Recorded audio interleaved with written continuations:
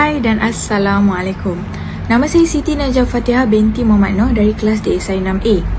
Dalam pembentangan ini, kumpulan kami akan membentangkan tajuk produk berasaskan khinzir dan pandangannya menurut Islam.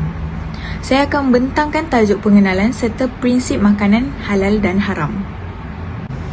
Baiklah, pengenalan. Khinzir atau babi adalah haiwan yang telah dijelaskan tentang pengharamannya di dalam Al-Quran. Orang Islam diharamkan untuk memegang haiwan ini secara terus tanpa berlapik. Bukan itu sahaja, malah produk yang dihasilkan daripada mana-mana sumber berasaskan khinzir atau babi juga haram disentuh apatah lagi digunakan. Anggota badan seperti lemak, kulit dan macam-macam lagi digunakan bagi menghasilkan pelbagai produk yang mencecah 185 produk kesemuanya. Seterusnya kita akan masuk ke topik prinsip makanan halal dan haram. Ringkasnya, Islam telah menetaskan hukum peraturan dan undang-undang terhadap semua perkara yang menyentuh perbuatan manusia. Matlamat pensyariatan hukum hakam dalam Islam adalah untuk menjaga kemaslahatan manusia bagi kehidupan di dunia atau akhirat atau kedua-duanya. Bagi merealisasikan matlamat tersebut, Allah SWT telah menjelaskan sepenuhnya kepada manusia apa yang baik dan buruk, halal maupun haram, untuk kebaikan manusia di dunia dan di akhirat. Pada asasnya, sesuatu benda atau sesuatu perbuatan itu tidak terlepas dari 5 perkara, iaitu halal, haram, sunat, makruh dan harus. Bagi perkara yang halal secara mutlak, kita disuruh oleh Allah SWT untuk memakan atau menggunakannya. Manakala yang haram, kita disuruh untuk menjauhinya. Adapun bagi perkara yang syubhah, kita diperingatkan agar meninggalkannya bagi mengelakkan kita terjebak ke dalam perkara yang haram. Baik, mencari sesuatu yang halal atau dimakan atau digunakan dalam kehidupan seharian adalah merupakan suatu kewajipan yang difardukan oleh Allah SWT ke atas setiap Muslim. Kerana mengambil yang halal itu dapat menambah cahaya iman dan membuat terkabulnya doa dan diterima amal ibadah. Sebagaimana memakan yang haram boleh menghalang doa dan ibadat dari diterima oleh Allah SWT. Seterusnya, rakan saya yang lain akan menyambung pembentangan ini. Sekian daripada saya. Terima kasih dan Assalamualaikum. Bismillahirrahmanirrahim. Assalamualaikum warahmatullahi wabarakatuh. Nama saya Amirul bin Abdul Ghani dari kelas DSI 6B. Di sini saya akan menyambung pembentangan kumpulan saya dengan tajuk isu-isu sensitif berkaitan kepenggunaan dalam masyarakat Malaysia. Okey, boleh dikatakan hampir beberapa tahun pelbagai isu berkaitan dengan kepenggunaan ini timbul dalam masyarakat Malaysia, terutamanya melibatkan pengguna Muslim. Okey, di Malaysia ni isu-isu yang berkaitan kepenggunaan sangat memberi kesan dan sensitif di kalangan pengguna Muslim, di mana di antara isu tersebut adalah melibatkan khinzir seperti ternakan ikan yang diberi makan organ dalamnya, sausage diperolehi daripada usus khinzir dan penggunaan lemak khinzir dalam shortening dan bahan masakan. Okey, di sini saya akan terangkan satu persatu tentang isu ini. Okey, isu yang pertama ialah ternakan ikan yang diberi makan organ khinzir. Okey, sekitar tahun 2006, masyarakat Malaysia digemparkan dengan isu ternakan ikan yang diberi makan makanan bersumberkan khinzir dan derivatifnya.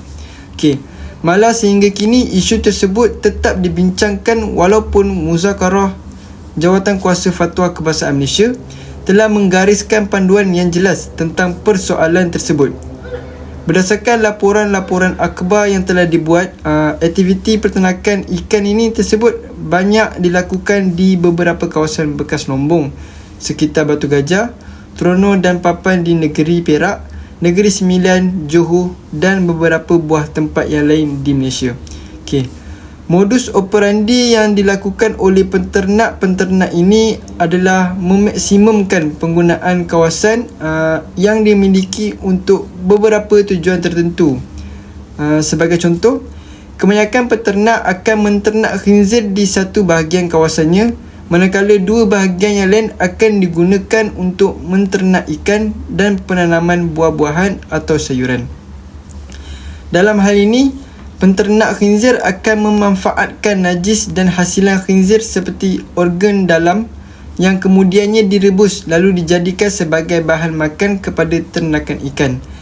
Kemudiannya air najis daripada ladang ternakan khinzir akan dialirkan ke dalam kolam ternakan ikan sebagai medium penyucian air sebelum dilepaskan ke sungai berhampiran. Selepas itu air kolam ternakan ikan dipam kembali untuk disalurkan ke ladang tanaman, buah-buahan dan sayuran. Seterusnya isu kedua ialah sausage daripada usus khinzir. Pada awal pertengahan tahun 2005, 2 buah kilang dilaporkan telah diserbu di sekitar kompleks dan pasar borong di Selayang oleh pihak berkuasa terhadap penggunaan usus khinzir di dalam sarung kulit sausage dan penyalahgunaan logo halal terhadap produk halal. Hasil pemeriksaan tersebut, pihak berkuasa telah merampas 200 kotak berisi sausage, kotak kosong dengan logo halal yang tidak sah, pelekat dan sarung plastik. Di samping itu, kedua-dua buah kilang tersebut merupakan pembekal utama sausage kepada kira-kira 56 pasar raya dan hotel terkemuka sekitar Lembah Kelang. Walaupun hasil analisis makmal mendapati kilang tersebut bersih daripada tuduhan yang dikatakan menggunakan sumber usus daripada khinzir, persepsi masyarakat terhadap pencampuran bahan yang dikategorikan sebagai haram atau meragukan adalah membimbangkan. Berdasarkan laporan analisis makmal menunjukkan tiada usus khinzir dalam sausage sebagaimana didakwa. Malah ujian DNA itu mendapati 4 contoh sarung sausage itu dibuat daripada sumber berbiri atau daripada tumbuh-tumbuhan. 3 contoh sausage tanpa sarung daripada sumber ayam, manakala 3 sausage bersarung daripada sumber ayam dan berbiri. Walaupun begitu, pengilang tersebut tetap dikenakan pendakwaan di atas penyalahgunaan logo halal pada produk halal yang telah tamat tempoh. Hal ini boleh mencetuskan rasa sensitiviti pengguna Muslim sebagai pengguna majoriti di Malaysia. Isu yang terakhir adalah penggunaan lemak khinzir dalam shortening dan bahan masakan. Asasnya lemak dan minyak yang bersumberkan haiwan halal dan tumbuhan dibenarkan dan tidak menimbulkan kebimbangan di kalangan pengguna Muslim. Ia juga berbeza daripada lemak yang bersumberkan khinzir. Ini kerana penggunaan lemak daripada khinzir dalam produk makanan dan bahan masakan seringkali dilaporkan dalam akhbar-akhbar tempatan.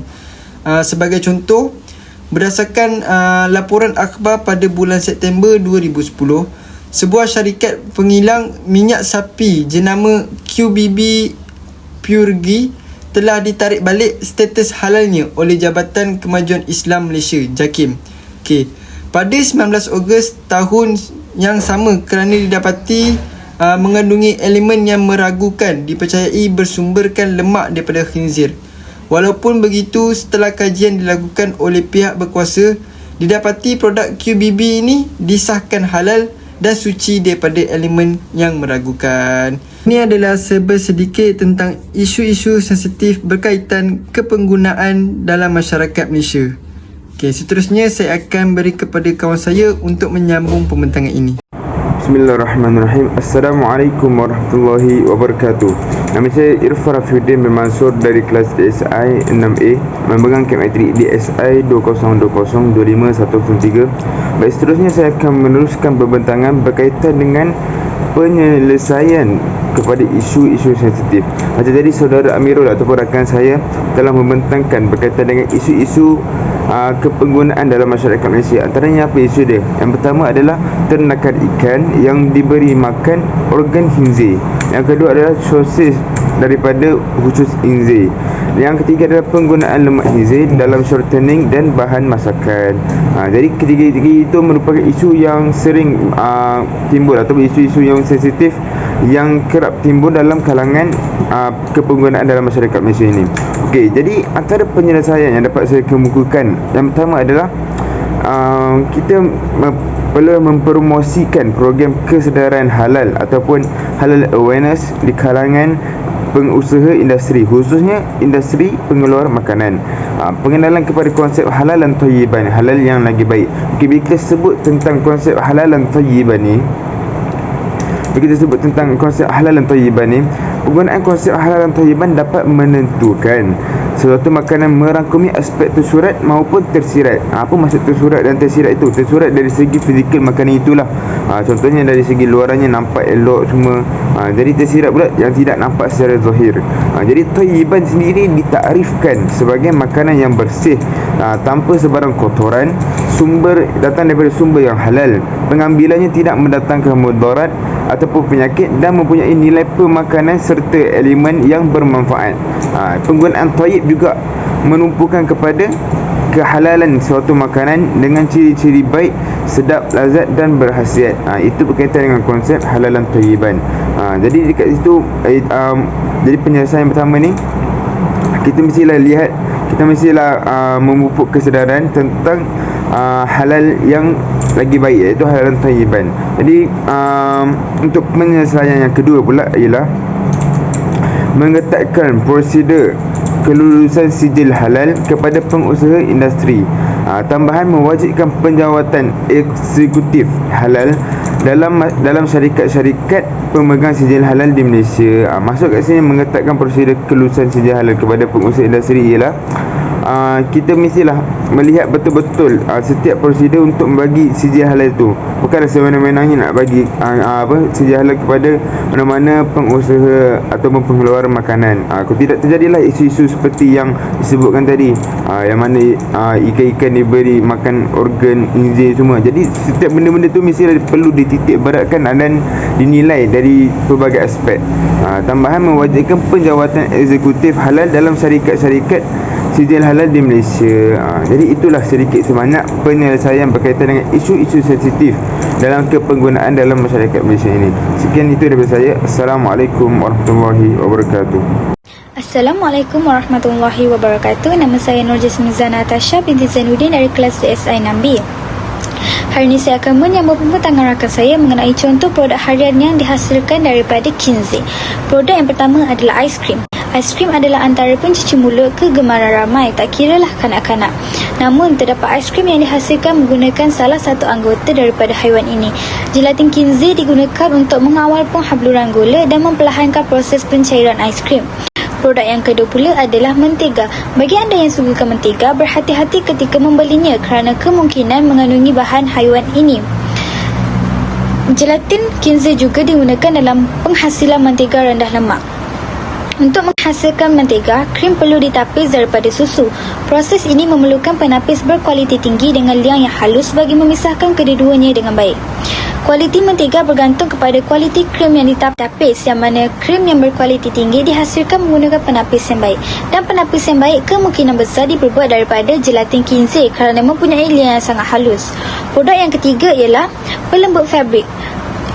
Mungkin ramai yang tak tahu dan juga tak pernah menyangkakan bahawa penghasilan pelembut fabrik juga kemungkinan mengandungi khinzir. Asid lemak daripada lemak tulang khinzir untuk pelembut fabrik untuk memberikan warna kepada produk ini. Yang seterusnya, shampoo. Seperti pelembut fabrik, penggunaan bahagian khinzir dalam penghasilan shampoo adalah sangat serupa. Asid lemak yang diperolehi daripada lemak tulang khinzir digunakan dalam menghasilkan shampoo yang kelihatan seperti mutiara. Krayon juga merupakan salah satu produk yang dihasilkan daripada khinzir. Pasti tak ada siapa pun yang akan mencari tanda halal jika ingin membeli krayon, kan? Tak pernah terlintas di fikiran. Namun krayon terlepas daripada dihasilkan menggunakan bahan daripada haiwan ini. Asid lemak daripada khinzir digunakan sebagai ejen pengeras yang memberikan krayon bentuknya. Yang terakhir adalah rokok. Bagi mereka yang membuat kajian mengenai rokok pasti mengetahui perkara ini. Namun biasanya dinafikan oleh perokok sendiri, apatah lagi yang tegar. Namun dakwaan bahawa rokok mengandung khinzir adalah benar. Hemoglobin, protein merah daripada darah khinzir digunakan untuk membuat penapis rokok, filter, bagi menghasilkan paru-paru tiruan yang dikatakan untuk mengurangkan bahan-bahan kimia yang berbahaya daripada disedut oleh perokok. Ini merupakan antara salah satu sebab merokok itu adalah haram. Seterusnya adalah pandangan ulama terhadap produk berasaskan khinzir. Kata Imam Al-Syafi'i Al-Hawi Al-Kabir 13-390 yang dinukilkan oleh Imam Al-Mawardi Allah Ta'ala tidak mengharamkan suatu benda melainkan dia mencukupkan dengan penggantinya daripada jenis yang diharuskan. Maka sesungguhnya dia mengharamkan zina tetapi mengharuskan nikah, mengharamkan daging khinzir tapi mengharuskan daging unta, mengharamkan sutera untuk lelaki tapi mengharuskan bulu biri-biri dan kapas. Mazhab Syafi'i, kulit khinzir najis adalah najis ketika hidup, manakala apabila mati maka itu lebih utama kenajisannya kerana bangkai. Justeru tidak boleh dijadikan pakaian melainkan dalam keadaan darurat. Rujuk Al-Majmu' 1-221 oleh Imam Al-Nawawi. Ini menunjukkan pengharaman memakai khinzir bukan hanya pada daging sahaja tetapi juga pada tulang, lemak dan kulitnya. Itu sahaja daripada saya. Sekian, terima kasih. Hai, Assalamualaikum. Saya Nur Arisa Wida binti Muhammad Rashid. Saya daripada kelas DSI 6A, Memetrik DSI 2020248828. Di sini saya akan menyambung perbentangan rakan saya sebentar tadi, iaitu berkenaan hukum memakan daging khinzir dan kesimpulan produk berasaskan khinzir dan pandangannya menurut Islam.